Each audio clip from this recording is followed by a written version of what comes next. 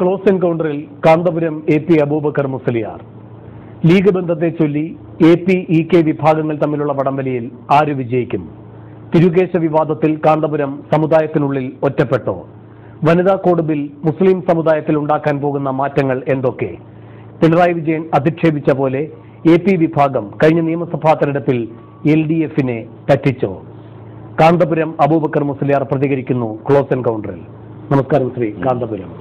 ലീഗുമായി നല്ല ബന്ധം എപ്പോൾ മുതലാണ് തുടങ്ങിയത്? ലീഗ് എന്ന അടിസ്ഥാനത്തിൽ ഞങ്ങൾ അവരുമായി ഒരിക്കലും ബന്ധം വിട്ടുപോയിട്ടില്ല. രാഷ്ട്രീയ കക്ഷി എന്ന നിലയിൽ ഞങ്ങൾ ആരെയും അടുപ്പമോ അതല്ലെങ്കിൽ ദൂരമോ നോക്കാറും ഇല്ല. എങ്കിലും അവർ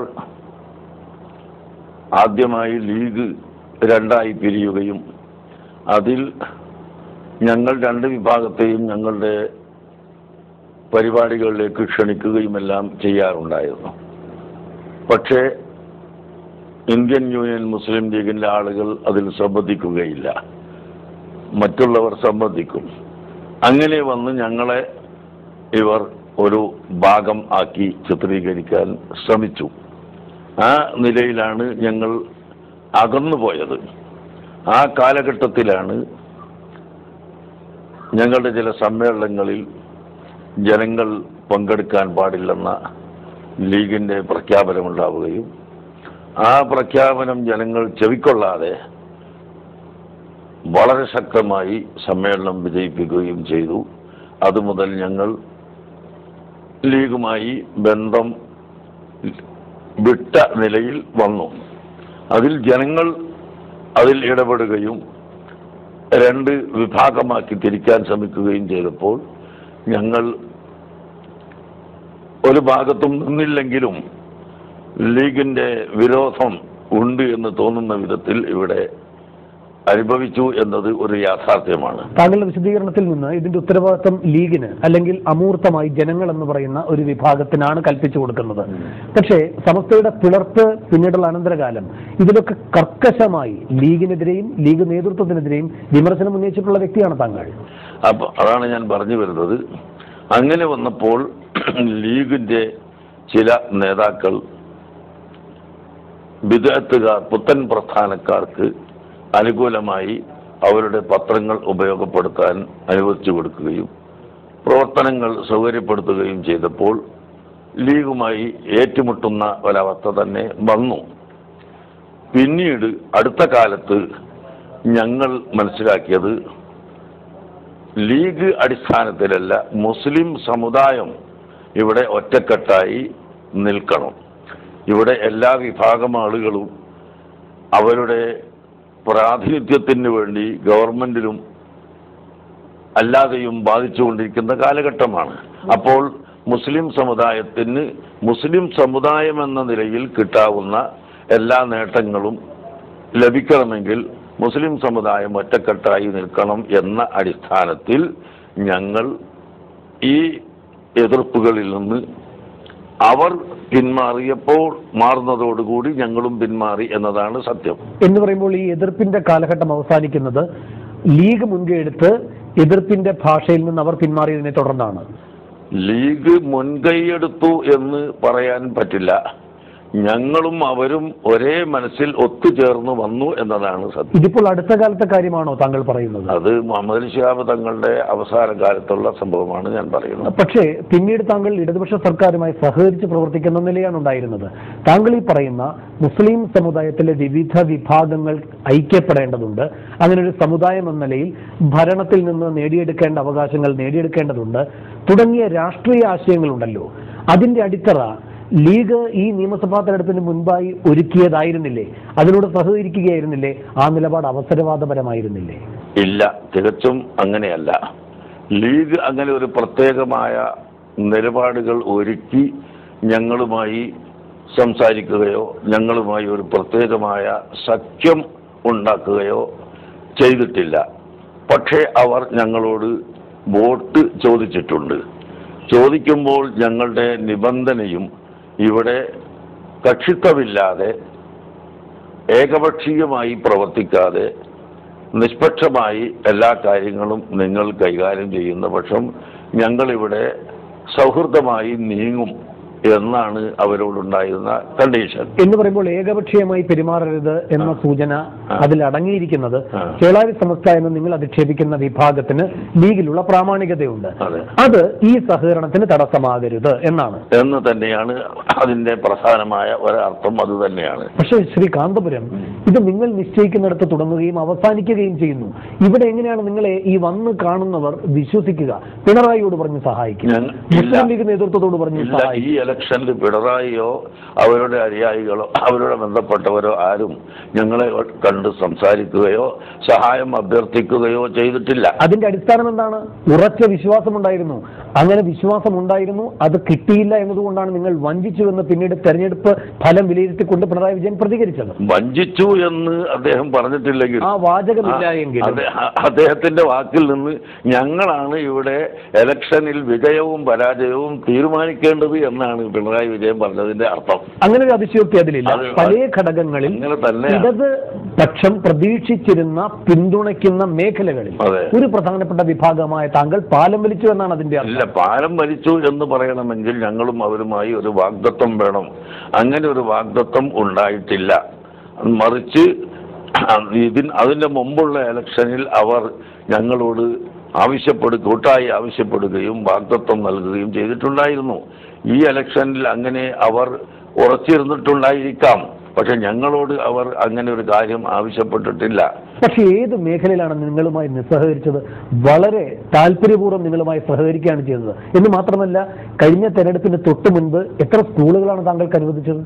അനുവദിച്ചത് പലതുമുണ്ട്, അനുവദിക്കാത്തതും ധാരാളമുണ്ട്. തെരഞ്ഞെടുപ്പ് ഘട്ടങ്ങളിലെ താങ്കളുടെ നിലപാടിൽ നിന്ന് ഒരു കാര്യം വ്യക്തമാകുന്നത് താങ്കളെ പറ്റി, എവിടെ നിന്നാൽ കൂടുതൽ കിട്ടും അവർക്കൊപ്പം പോകും, അതാണോ നിലപാട്? അത് തികച്ചും തെറ്റാണ്. ഞങ്ങൾ എവിടെയാണോ ഉള്ളത് അവർക്ക് കൂടുതൽ കിട്ടും എന്നതാണ് ശരി. കഴിഞ്ഞ ഇലക്ഷനിൽ മുസ്ലിം ലീഗിന്റെ സ്ഥാനാർത്ഥികൾ ആരും വിജയിച്ചിട്ടുണ്ടായിരുന്നില്ല. അന്ന് ഞങ്ങൾ വളരെ ശക്തമായ എതിർപ്പായിരുന്നു. അതുകൊണ്ട് ഒറ്റ മുസ്ലിം ലീഗുകാരനും ജയിക്കാതെ അവർ തോറ്റുപോയി. അവരുടെ ഏറ്റവും വലിയ നേതാവടക്കം തോറ്റുപോയി എന്നതും സത്യമാണ്. ഈ പ്രാവശ്യം അങ്ങനെയല്ല. അവർ ജയിച്ചു വന്നിട്ടുള്ളത് ഞങ്ങളുടെ പിന്തുണ ഉള്ളത് കൊണ്ട് തന്നെയാണ്. ഇവിടെ ഒരു ഭാഗത്ത് പോലും താങ്കളും അതുവരെ താങ്കൾ സഹകരിച്ചു വന്ന ഇടതുപക്ഷവുമായുള്ള ഭിന്നിപ്പിന്റെ ഒരു മേഖല പോലും പുറത്തു വരുന്നില്ല. എവിടെയായിരുന്നു അഭിപ്രായ വ്യത്യാസം? ഇല്ല, ഇടതുപക്ഷവുമായി ഞങ്ങൾ ഭിന്നിപ്പ് വന്നിട്ടില്ല. ഇപ്പോഴും ഭിന്നിപ്പ് വന്നിട്ടില്ല. തെരഞ്ഞെടുപ്പിലാണ് അവർക്ക് ഏറ്റവും സഹായം കിട്ടേണ്ടത്. അവിടെ സഹായം കിട്ടാതിരിക്കുകയും ഭിന്നിപ്പ് ഉണ്ടായിട്ടില്ല എന്ന് പറയുകയും ചെയ്യുമ്പോൾ അവർ വ്യക്തമായ ഒരു സഹായം ഞങ്ങളോട് അഭ്യർത്ഥിക്കാത്തത് കൊണ്ട് ഞങ്ങൾ വ്യക്തമായി ആരോടും പറഞ്ഞിട്ടും ഇല്ല.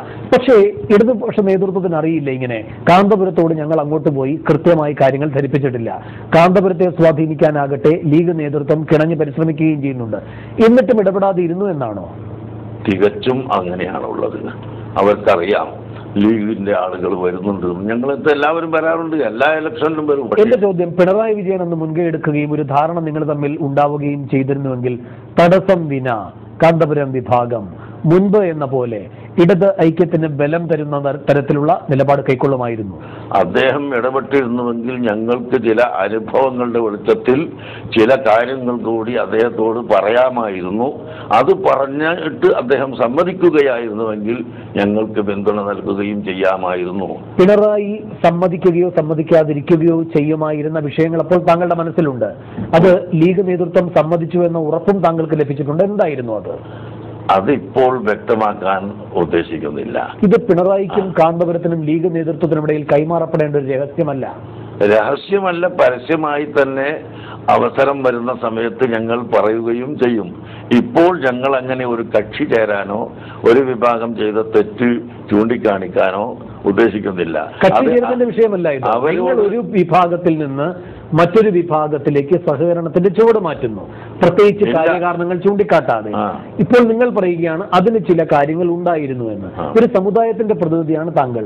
ആ സമുദായ ക്ഷേമത്തിന് ഉതകുന്ന എന്തെങ്കിലുമൊക്കെ ഉപാധികളായിരിക്കും താങ്കൾ മുന്നോട്ട് വെച്ചിട്ടുമുണ്ടാവുക. അത് പരസ്യപ്പെടുന്നതിൽ എന്താണ് തെറ്റ്?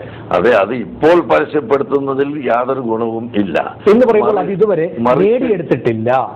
ആ താങ്കളുടെ ഉപാധികൾ ഇപ്പോഴും ഈ ഭരണത്തിൽ പങ്കാളിയായിരിക്കുന്ന ലീഗിന്റെ പരിഗണനയിലാണ്. ചിലതെല്ലാം അവരുടെ പരിഗണനയിലാണ്. അവർ അത് അനുസരിക്കുമോ ഇല്ലയോ എന്നുള്ളത് നമുക്ക് നോക്കി കാണാം. താങ്കൾക്ക് കൂടുതൽ ആത്മവിശ്വാസത്തോടെ പ്രതികരിക്കാം. ഇവിടെ മുഖ്യമന്ത്രി എത്തി, ഇബ്രാഹിം കുഞ്ഞും മുനീറും ഒക്കെ എത്തി, മർക്കസിലെത്തുന്നു എന്ന് പറയുമ്പോൾ അത് നൽകുന്ന സന്ദേശം വളരെ പ്രധാനമാണ്. തീർച്ചയായും അവർ ചെയ്യുമെന്ന പ്രതീക്ഷയാണ്. ഇപ്പോൾ സമസ്തയുമായി ഉള്ള ഒരു അഭിപ്രായ വ്യത്യാസം ലീഗിൽ രൂപപ്പെട്ടിട്ടുണ്ട്. അതിന്റെ കാരണക്കാരനാണ് എന്റെ മുന്നിൽ ഇരിക്കുന്നത്. ഈ ഘട്ടത്തിലും താങ്കളുടെ ആത്മവിശ്വാസത്തിന്റെ അടിത്തറ? ഈ ചേളാരി സമസ്തക്കാര് അവരത്ര അംഗങ്ങളൊന്നുമില്ല. പക്ഷെ പഴയ കാലത്ത് ലീഗിന്റെ കൂടെ ഒട്ടിച്ചേർന്ന് നിന്നവർ എന്ന നിലക്ക് ലീഗിന് പരസ്യമായി അവരെ എതിർക്കാൻ ചിലപ്പോൾ കഴിയാതെ വരാം. ഞങ്ങൾക്ക് ലീഗ് അവരെ എതിർക്കണമെന്ന് ആഗ്രഹവും ഇല്ല. ഞങ്ങൾക്ക് ഞങ്ങളുടേതായ കാര്യങ്ങൾ ഇവിടെ ഭരിക്കുന്ന ഗവൺമെന്റ് എന്ന നിലക്ക് ചെയ്യേണ്ടത് ചെയ്തു തരണമെന്നത് മാത്രമേ ഉള്ളൂ. അത് അവർ ചെയ്തു തരുമെന്ന് തന്നെയാണ് ഞങ്ങൾ വിശ്വസിക്കുന്നത്. പ്രതികരണം വന്നിരിക്കുന്നത് സമസ്തയെ വേദനിപ്പിക്കില്ല എന്നാണ്. അവരുടെ അഭിപ്രായങ്ങൾ കേൾക്കും, അത് ചർച്ചയിലൂടെ പരിഹരിക്കുകയും ചെയ്യുമെന്നാണ്. വ്യക്തമാണ്, കാന്തപുരത്തെ വെറുപ്പിക്കാതെ സമസ്തയോട് ചില കാര്യങ്ങൾ പിൻവാതിൽ ചർച്ചയിലൂടെ പരിഹരിക്കുമെന്നല്ലേ? അതെ, ഞങ്ങളെ വെറുപ്പിക്കാതെ ഞങ്ങളെ ആവശ്യങ്ങൾ നിർവഹിച്ചു തന്നുകൊണ്ട് മറ്റുള്ളവരെയും വെറുപ്പിക്കാതെ പോകുമെന്നായിരിക്കും അവരുടെ വാക്കിന്റെ അർത്ഥം. അങ്ങനെയാണെങ്കിൽ ഞങ്ങൾക്ക് വിരോധമില്ല. 24 സീറ്റിൽ മത്സരിച്ചു, 20 ലീഗ് വിജയിച്ചു. എത്രയിടത്ത് കാന്തപുരത്തിന്റെ ശക്തിയാൽ ലീഗ് ജയിച്ചു? ഞങ്ങളുടെ ശക്തിയാൽ തന്നെയാണ് ലീഗ് ജയിച്ച എല്ലാ മണ്ഡലങ്ങളും. ഞങ്ങളെ ശക്തി ഇല്ലായിരുന്നുവെങ്കിൽ ഒരു പക്ഷേ 1-2 സീറ്റ് അവർക്ക് കിട്ടുമായിരുന്നു. അല്ല, പരസ്യമായി ഞങ്ങൾ അതിനെ എതിർത്തിരുന്നുവെങ്കിൽ 2 അല്ലെങ്കിൽ 3 സീറ്റിൽ കവിഞ്ഞ് അവർക്ക് കിട്ടുമെന്ന് ഒരു പ്രതീക്ഷയുമില്ല. ആകെ 2 സീറ്റിൽ ജയിക്കും, 2-3 സീറ്റിൽ ജയിക്കും എന്ന് പറയുമ്പോൾ UDF അധികാരത്തിൽ പോലും വരില്ലായിരുന്നു, ഉറപ്പ്. ഞാൻ ഈ പറയുന്നത് ലീഗുകാരും കേൾക്കുമല്ലോ. കേൾക്കാൻ വേണ്ടിയല്ലേ നിങ്ങൾ എന്നോട് ചോദിക്കുന്നത്. അവരെ മുന്നിൽ ഇരുത്തിക്കൊണ്ടും ഞാൻ ഈ കാര്യങ്ങൾ പറഞ്ഞ് ബോധ്യപ്പെടുത്തി കൊടുക്കാം. കേരളത്തിലെ ഭരണമാറ്റത്തെ ഇത്തവണ നിശ്ചയിച്ചത് കാന്തപുരമാണ്. ഞങ്ങളുടെ പ്രവൃത്തി കൊണ്ട് തന്നെയാണ് ഇവിടെ ഭരണം മാറ്റം ഉണ്ടായിക്കൊണ്ടിരിക്കുന്നത്. യാതൊരു സംശയവും അതിലില്ല. 2014 ലോക്സഭാ തെരഞ്ഞെടുപ്പ് വരികയാണ്. ഒരു പക്ഷേ കോൺഗ്രസിനെ സംബന്ധിച്ച് ഏറ്റവും വലിയ ബലപരീക്ഷണം നേരിടേണ്ടി വരുന്ന ഘട്ടമാണത്. ലീഗ് അവിടെ ഒരു പ്രധാനിയല്ല. ഏറിയാൽ 1 അല്ലെങ്കിൽ 2 സീറ്റുകളിലാണ് ലീഗ് മത്സരിക്കുക. പ്രധാനമായും ഉമ്മൻചാണ്ടി പ്രതീക്ഷ അർപ്പിച്ചിരിക്കുന്നത് കാന്തപുരത്തിലാണ്. പിണറായിക്ക് പറയേണ്ടി വന്നതുപോലെ ഉമ്മൻചാണ്ടിക്കും പറയേണ്ടി വരുമോ? അദ്ദേഹം അതിനനുസരിച്ച് പ്രവർത്തിച്ചാൽ തീർച്ചയായും ഞങ്ങൾ അങ്ങനെയാണ്. പണ്ട് തന്നെ ഞങ്ങൾ LDF-നോട് വ്യക്തമായി പറഞ്ഞിട്ടുള്ളതാണ്, പാർലമെന്റ് തെരഞ്ഞെടുപ്പിൽ നിങ്ങളുടെ കൂടെ ഞങ്ങൾ നിൽക്കാതിരിക്കാൻ കാരണം നിങ്ങൾ മന്ത്രിസഭയിൽ ചേരുന്നില്ല, മന്ത്രിസഭയെ പിന്തുണക്കുന്നുമില്ല, പിന്തുണച്ചത് പിൻവലിക്കുകയും ചെയ്തു. ഇനി നിങ്ങൾ അവിടെ പോയി ഇരുന്നത് കൊണ്ട് യാതൊരു പ്രയോജനവുമില്ല. 19 MP-മാർ അവിടെ പോയി ഇരുന്നിട്ട് അവരുടെ ശബ്ദം ഞങ്ങൾ ഇന്ന് വരെ 5 കൊല്ലത്തിനിടയിൽ കേട്ടിട്ടില്ല. അതായത് ലോക്സഭാ തെരഞ്ഞെടുപ്പിൽ ഇടതുപക്ഷത്തെ പിന്തുണച്ചിട്ടില്ല കാന്തപുരം വിഭാഗം. ഇല്ല, കഴിഞ്ഞ ഇലക്ഷനിൽ ഒരു അണുമണി പോലും ഞങ്ങൾ പിന്തുണച്ചിട്ടില്ല. എന്നിട്ട് പോലും അതിന്റെ ധ്വനി എന്തെന്ന് പിണറായി വിജയൻ മനസ്സിലാക്കിയില്ല. അദ്ദേഹം മണ്ടനാണോ? അതെനിക്ക് പറയാൻ കഴിയില്ല.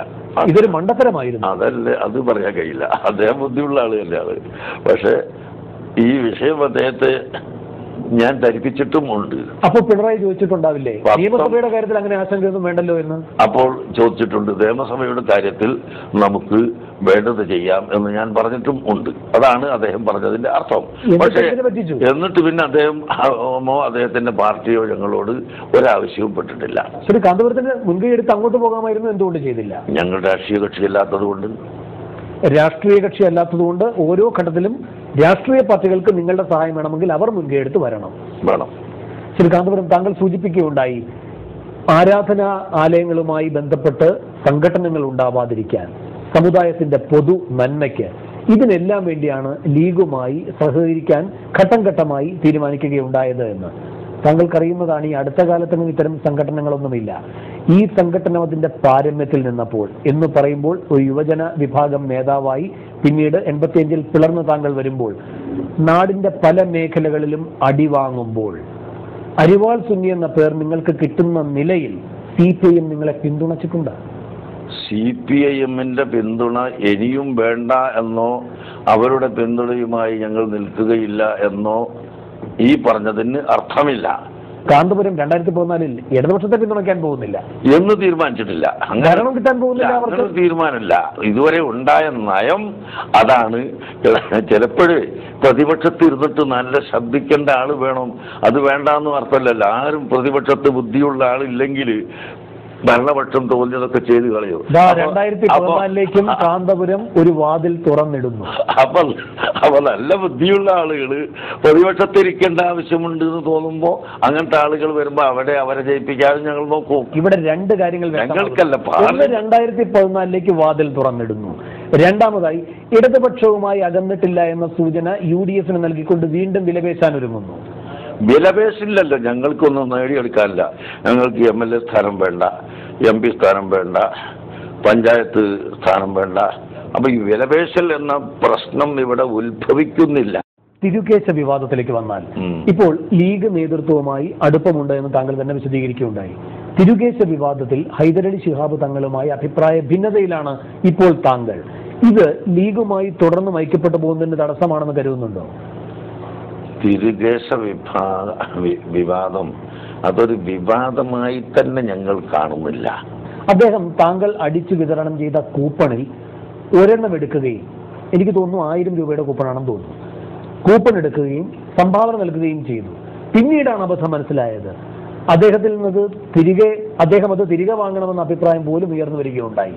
ഇത് യോജിപ്പിന്റെ സൂചനയല്ല. അത് അദ്ദേഹത്തിന്റെ വ്യക്തിത്വത്തിലുണ്ടാകുന്ന വിഷയങ്ങളെ സംബന്ധിച്ച് നമ്മളിപ്പോൾ സംസാരിക്കാതെ തന്നെ എല്ലാവർക്കും അറിയാവുന്നതായതിനാൽ അതിലേക്ക് ഞാനിപ്പോൾ കടക്കാൻ ഉദ്ദേശിക്കുന്നില്ല. സമസ്തയുടെ സമ്മർദ്ദമാണോ ഹൈദരലി ശിഹാബ് തങ്ങൾക്കുമേൽ? ആയിരിക്കാം.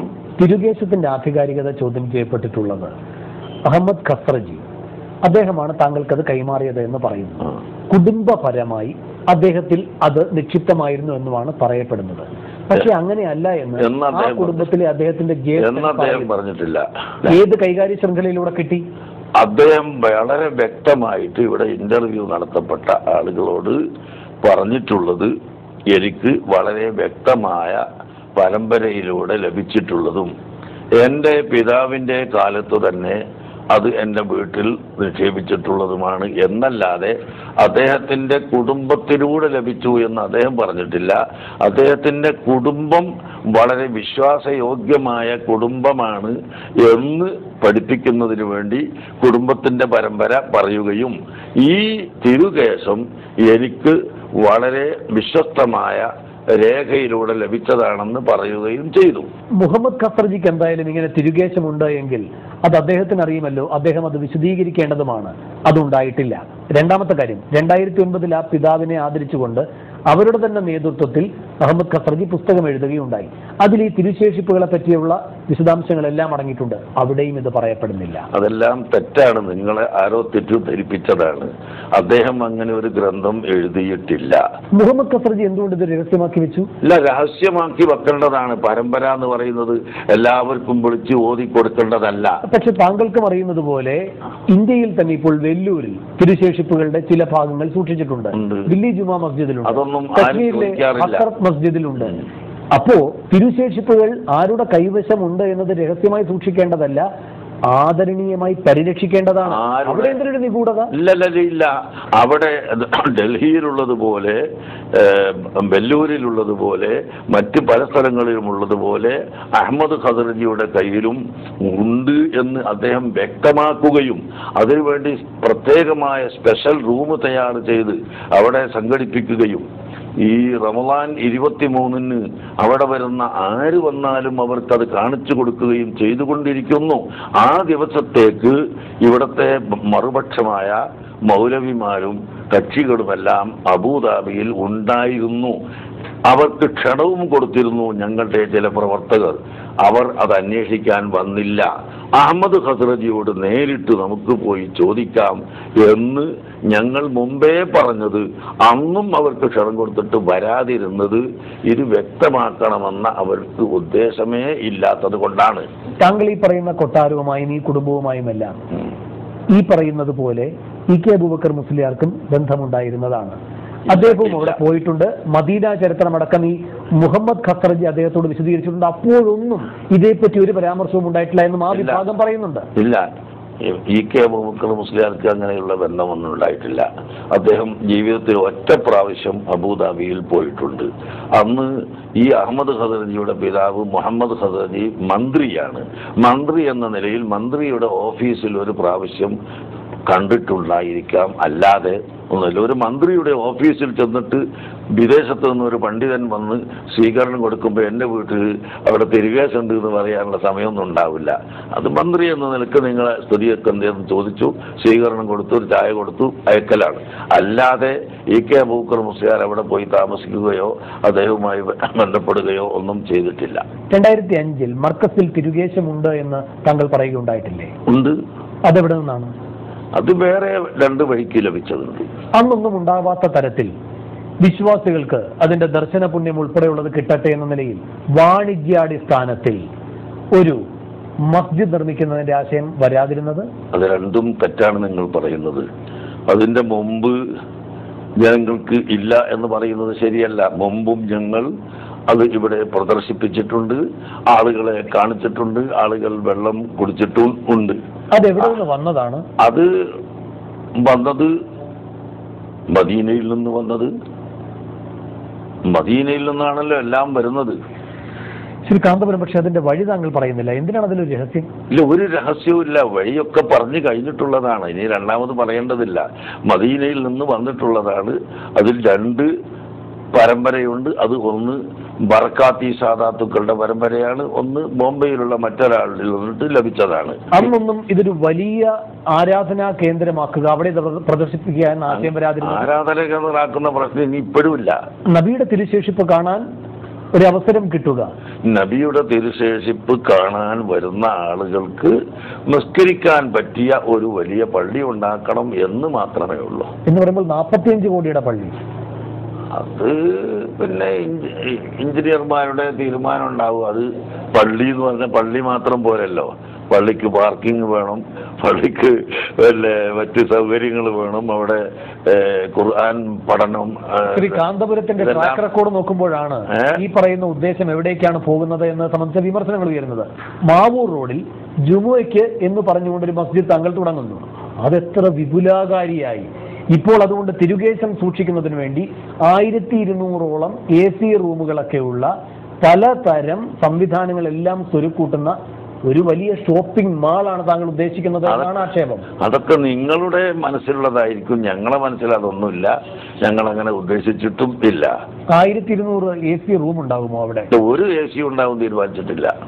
ഒരു AC റൂം പോലും ഉണ്ടാവില്ല. ഉണ്ടാവുമെന്ന് തീരുമാനിച്ചിട്ടില്ല. അതൊക്കെ പള്ളി ഉണ്ടാക്കുമ്പോഴല്ലേ AC വേണോ വേണ്ടേ തീരുമാനിക്കുക. കേരളത്തിൽ ഇതിന് AC എത്ര കൂപ്പൺ അടിച്ചു, എത്ര പണം സമാഹരിച്ചു, എത്ര ലക്ഷ്യം വെക്കുന്നു, ഇതിന്റെ കണക്കുകൾ വെളിപ്പെടുത്തുമോ? നിങ്ങളോട് വെളിപ്പെടുത്തുകയില്ല. തിരുകേശം വെള്ളത്തിൽ മുക്കി വെച്ചിരിക്കുന്നു. ആ വെള്ളം കുടിച്ചാൽ രോഗശമനം ഉണ്ടാകും, അനുഗ്രഹമുണ്ടാകും. ഇങ്ങനെയുള്ള വ്യാജ പ്രചരണം നടക്കുന്നുണ്ട്. സത്യമാണോ? ആ നിലയിൽ പണം വസൂലാക്കുന്നുണ്ടോ? തിരുകേശം ഒരു കൊല്ലത്തിലൊരു പ്രാവശ്യം വെള്ളത്തിൽ ഇട്ട് ആ വെള്ളം കൊടുക്കും. അത് കൊടുത്താൽ ഗുണമുണ്ട് എന്ന് ഇസ്ലാം പഠിപ്പിച്ചിട്ടുണ്ട്. അതിന് ഒരു കാശും വാങ്ങിയിട്ടില്ല ഇതുവരെ, ഇനിയും വാങ്ങുകയുമില്ല. പക്ഷേ പ്രവാചകൻ തന്നെ പറഞ്ഞിട്ടുള്ളത് അദ്ദേഹത്തിന്റെ തുപ്പൽ രസം, അദ്ദേഹം അംഗശുദ്ധി വരുത്തുമ്പോഴുള്ള വെള്ളം, ഇതെല്ലാം അദ്ദേഹത്തെ ആദരിക്കുന്നവർ ഒന്നുകിൽ ദേഹത്ത് പുരട്ടുക, അല്ലെങ്കിൽ അവനവന്റെ അംഗശുദ്ധി വരുത്താൻ ഉപയോഗിക്കുക. അതിനൊക്കെ ഒരു ദിവ്യത്വം കൽപ്പിക്കുക. അപ്പോൾ അദ്ദേഹം തന്നെ അതിനെ നിഷേധിച്ചുകൊണ്ട് പറഞ്ഞിട്ടുണ്ട് ഇതല്ല ഇസ്ലാമിന്റെ മാർഗമെന്ന്. ഒരർത്ഥത്തിൽ ഈ വെള്ളം വിതരണം ചെയ്യുക വഴി അനിസ്ലാമികമായ ഒരു കാര്യമല്ലേ താങ്കൾ ചെയ്യുന്നത്? അല്ല, ദിവ്യത്വം കൽപ്പിക്കുക എന്നത് എന്തിലും തെറ്റാണ്. അത് പ്രവാചകർ തടഞ്ഞിട്ടുണ്ട്. അതേ സമയത്ത് പ്രവാചകരുടെ ഒളിവെടുത്ത വെള്ളം അനുചരന്മാർ തിക്കും തിരക്കും ഉണ്ടാക്കി അവർ ഏറ്റുവാങ്ങുകയും ആ വെള്ളം ശരീരത്തിൽ പുരട്ടുകയും കുളിക്കുകയും കുടിക്കുകയും ചെയ്തതായി പ്രവാചകർ അനുഭവപ്പെടുകയും പഠിക്കുകയും ചെയ്തതനുസരിച്ച് അവർ അനുവാദം കൊടുത്തിട്ടുണ്ട്. പ്രവാചകന്റെ ഭാര്യ ഐഷ പോലും ഇങ്ങനെ എന്തെങ്കിലും ഒരു ദിവ്യത്വം ഉള്ളതായി മനസ്സിലാക്കി തിരുശേഷിപ്പുകൾ സൂക്ഷിക്കുകയോ ഈ വിധത്തിൽ കൈമാറുകയോ അനുഗ്രഹദായിനി എന്ന നിലയിൽ അതിന്റെ അത്തരമൊരു ഉപയോഗ സാധ്യത പറയുകയൊന്നും ചെയ്തിട്ടില്ല എന്നും പറയുന്നു. അത് ശരിയല്ല. പ്രവാചകരുടെ ഒരു ഭാര്യയാണ് ഉമ്മു സലമത്ത്. അവരാണ് ഈ തിരുകേശം സൂക്ഷിച്ച് അതിൽ വെള്ളം കൊടുത്തത്. അതേ ആയിഷ ലഭിതങ്ങളുടെ വിയർപ്പ് വടിച്ചെടുക്കുകയും ഇതിന് കസ്തൂരിയേക്കാൾ സുഗന്ധ വാസനയുണ്ടെന്നും അത് അത്രായി ഉപയോഗിക്കുകയും ബറക്കത്തെടുക്കുകയും ചെയ്യാമെന്ന് ആയിഷ പറഞ്ഞിട്ടുമുണ്ട്, അവർ ചെയ്തിട്ടുമുണ്ട്. അങ്ങനെ എല്ലാറ്റിനും തെളിവുകൾ ഉണ്ട്. കഴിവില്ലാത്ത ഒന്നും ചെയ്യാൻ അനുവദിക്കില്ല. പിന്നെ നിങ്ങൾ ഉപയോഗിക്കുന്ന ദിവ്യത്വം എന്നതിനോട് ഞങ്ങൾ പൂർണ്ണമായി എതിരാണ്. അങ്ങനെ ദിവ്യത്വം ഒരു വസ്തുവിനും കൽപ്പിക്കാൻ പാടുള്ളതല്ല. വളരെ നന്ദി ശ്രീ കാന്തപുരം.